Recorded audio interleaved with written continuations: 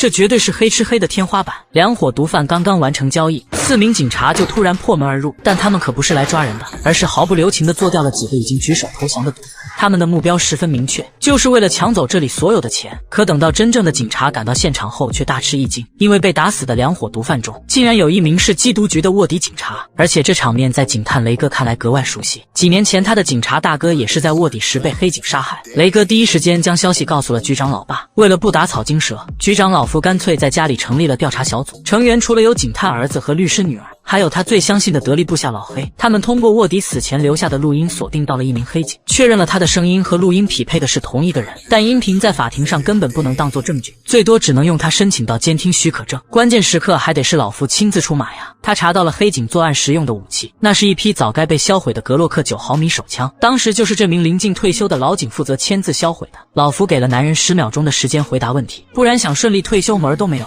男人糾結了好半天，他深知老夫對待敵人的手段和態度，最後終於哭着供出了其中一個黑警的名字。看在一起共事多年的份上，老夫讓他第二天主動上交配槍和警徽辭職，最多不送他去蹲大牢，但是退休金想都別想了。既然已經鎖定了嫌疑人，雷哥安排女警小吉全天候跟蹤，勢必要揪出黑警團伙背後的其他成員。但畢竟大家都是警察，對方很快就發現了有人跟蹤，甚至都沒等小吉反應過來就被撞飛了出去。這樣看來小吉已經暴露了呀，嫌犯很有可能會趁機跑路。但目前老夫一家還沒有掌握證據，只能先以非法購買槍支的罪名申請抓捕這名黑警。看來雷哥需要親自出馬了。他在盯梢時剛好看到嫌犯火急火燎的開車離開，雷哥一路跟到了一家俱樂部，只見3個人鬼鬼祟祟的拿着包包走了進去。好家伙，屋裡竟然有10幾名警察，從警長到警探再到警司應有盡有。不出意外的話，這群人是來分贓的，毫無疑問，正是他們從毒販那裡搶來的鈔票。就當一群人正在歡呼雀躍的時候，老夫也帶人殺到了。他派人將這裡圍了個水泄不通，一張張熟悉又陌生的面孔出現在眼前，老夫也不禁感嘆了片刻。但他很快就說出了自己最關心的事情，那就是到底誰殺害了他的兒子。屋裡頓時變得鴉雀無聲，沒有任何一個人敢承認。老夫自從當上局長以後，辦事理智了許多，也很少發脾氣。但只有這件事情，